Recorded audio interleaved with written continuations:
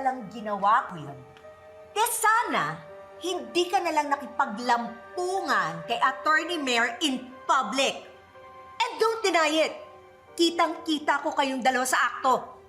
Ano pinagsasabi mo? Para bang reunion ng isang perfect family. Ano, pinagpaplanuhan nyo na ba yung future ninyo? Kaya kung ano man yung ginawa ko kay Meredith, nababagay lang yun sa kanya. Gaya lang ng ginawa ko dun sa anak mong si Lilet. Ano ginawa mo kay Lilet? Kinalbo ko lang naman siya. Bakit mo sasaktan? Dad! Nasaktan mo ako! Dad! Kung ganito lang yung gagawin mo sa akin, just leave!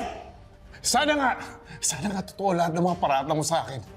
Na si Meredith at si Lilet, sila na lang ang pamilya ko. At si Meredith, siya ang nanay ng mga anak ko. Nang sa ganun, hindi siguro ganun miserable ang buhay ko! Kung sasaktan mo lang ako ng ganito, umalis ka na lang! Leave! Just leave! Get out! Stop it! Both of you!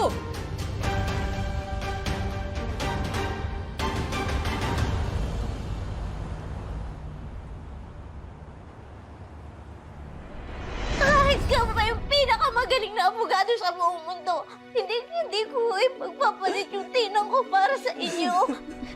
I have tolerated enough of your baseless accusations, Patricia. Di ako papayag na pati ang anak ko saktan mo.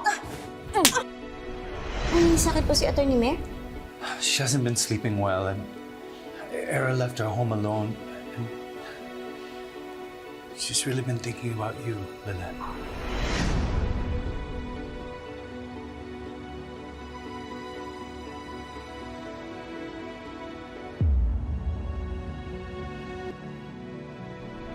Ito nga pala yung address ng bahay natin and iba pang contact details.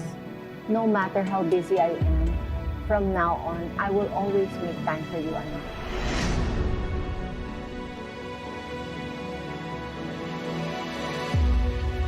Ma'am, ayos lang po ba kayo, ma'am? Ma'am, sabihin niyo lang po kapag kami kailangan kayo, ha? Nag-text po kasi kanina si Evelyn, mag-grocery daw po.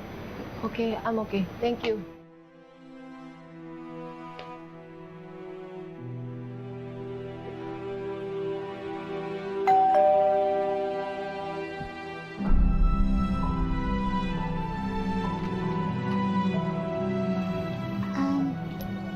Magandang araw po.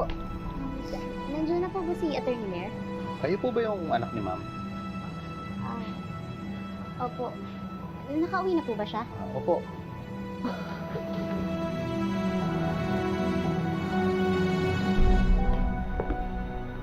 Attorney Mayor!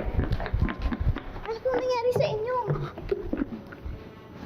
Ako, taas po ng lagnat niyo. Eh, may kasama po ba kayo dito? Eh, kung wala po, sandali lang po tatawagin ko lang po si Manong. Magpapatulong po ako. Baka po kailangan kayong madala sa ospital. Huwag ko iwan. Tika, umupo po kayo. Baka mapano po kayo. Diba, ako si Lady Justice. Matapang ako. Kakayanin ko to. Lalo na nandito ka na sa tabi ko. Kasama ko na ang anak ko.